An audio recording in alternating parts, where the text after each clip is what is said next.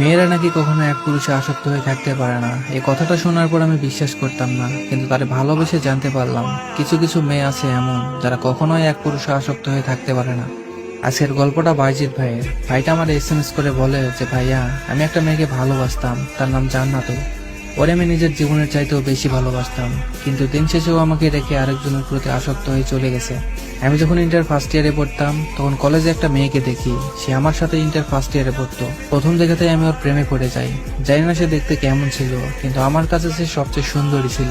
আস্তে আস্তে ওরে আমি ভালোবেসে ফেলি, কিন্তু আমি ওরে কখনো প্রপোজ করিনি। আমি ওরে ফলো করতাম। ক্লাস চলা অবস্থায় আমি শুধু ওর দিকে তাকিয়ে থাকতাম। পড়াশোনায় মন বসাইতে পারতাম না। পড়তে গেলে শুধু ওর কথা মনে হতো। আমি কলেজে যেতাম শুধু ওরে একটাবার দেখার জন্য। ওরে না দেখলে আমার কেমন কেমন লাগতো। ও কলেজে না আসলে আমার মন ভালো লাগতো না।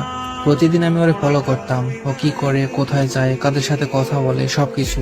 ও যদি কোনো ছেলের সাথে কথা বলতো আমার খুব খারাপ লাগতো। আমি তো ওরে ফলো করি, কিছুদিন পর ও বিষয়টা বুঝতে পারে। এভাবেই চলতে থাকে। তো একদিন ও গাড়িতে করে যাচ্ছিল, আর আমি রাস্তার পাশে দাঁড়িয়ে থেকে দেখছিলাম। কিছু দূর যাওয়ার পর ও আমাদের শুধু একটা হাই দেয়। আমি বুঝতে পেরেছিলাম যে ও আমাকে পছন্দ করে। এভাবেই চলতে চলতে আমরা রিলেশনে যাই। আমাদের 6টা মাস খুব ভালোভাবেই কাটে। 6 মাস পর আমাদের পরিবার জেনে যায় আমাদের ব্যাপারে। আমার পরিবার কোনোভাবেই ওকে মেনে নিতে চায় না। আমি অনেক বোঝানোর পরেও তাদের একটাই কথা, তারা কোনোভাবেই আমাদেরকে মেনে নিবে না। আমি কি করব কিছুই বুঝতে পারছিলাম না। নিজের পরিবারকে রাজি করাতে না পেরে আমি ওর পরিবারের সাথে কথা বলি। ওর আম্মুরে সবটা বুঝিয়ে বলার পর তারা রাজি হয়, মানে ওর পরিবার রাজি ওকে আমার সাথে বিয়ে দেওয়ার জন্য। তারপর আমি আবারও আমার পরিবারকে বুঝিয়ে বলি, কিন্তু তারা কোনোভাবেই বুঝতে চাচ্ছিল না। আমি বুঝে উঠতে পারছিলাম না কি করব। আমি খাওয়া দাওয়া বন্ধ করে দিলাম, বাইরে যাওয়া বন্ধ করে দিলাম। সারাদিন রুমে চুপচাপ বসে থাকতাম, কারোর সাথে কথা বলতাম না।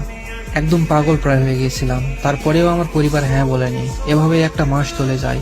1 মাস পরে জানতে পারলাম ও আরেকটা ছেলের সাথে রিলেশনে জড়িয়ে পড়েছে। প্রথমে আমার বিশ্বাস হয়নি, কিন্তু পরে যখন সবটা জানতে পারলাম আমার পায়ের নিচে থেকে মাটি সরে গিয়েছিল।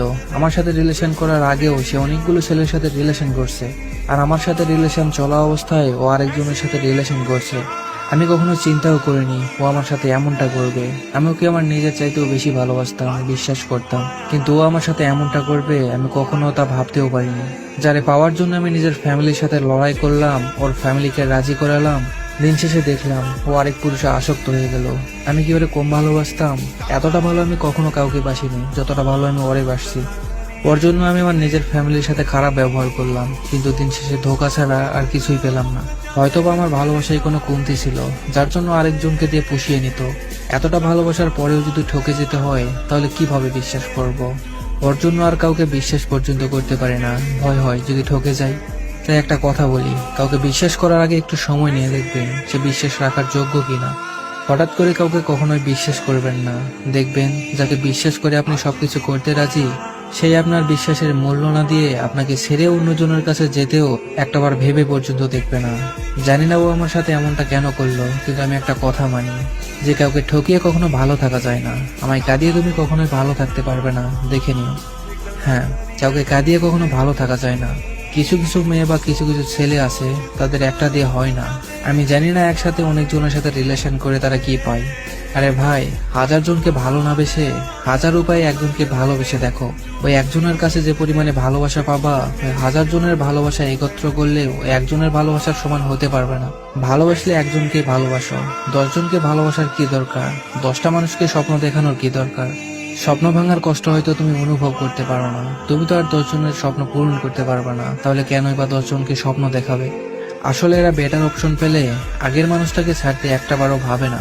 আসলে এরা ভালোবাসার ডেফিনেশনটাই বোঝে না, সত্যিকারের ভালোবাসতেই জানে না। যদি জানতো তাহলে তারা কখনোই আরেকজনে আসক্ত হতে পারতো না।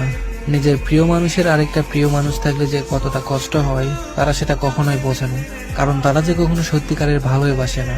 তবে এই মানুষগুলো কখনোই ভালো থাকতে পারে না। একজনের অভিশাপ লাগলেই তো জীবন বরবাদ হয়ে যায়, সেখানে যদি 10 জনের অভিশাপ লেগে যায় তাহলে কিভাবেই বা তারা ভালো থাকবে? সবশেষে একটা কথা বলি, 10 জনে আসক্ত হয়ে আপনি কখনোই ভালোবাসার গভীরতা বুঝতে পারবেন না। একজনে আসক্ত হয়ে দেখুন, ভালোবাসা অনেক সুন্দর। যাই হোক, সবাই ভালো থাকবেন, সুস্থ থাকবেন।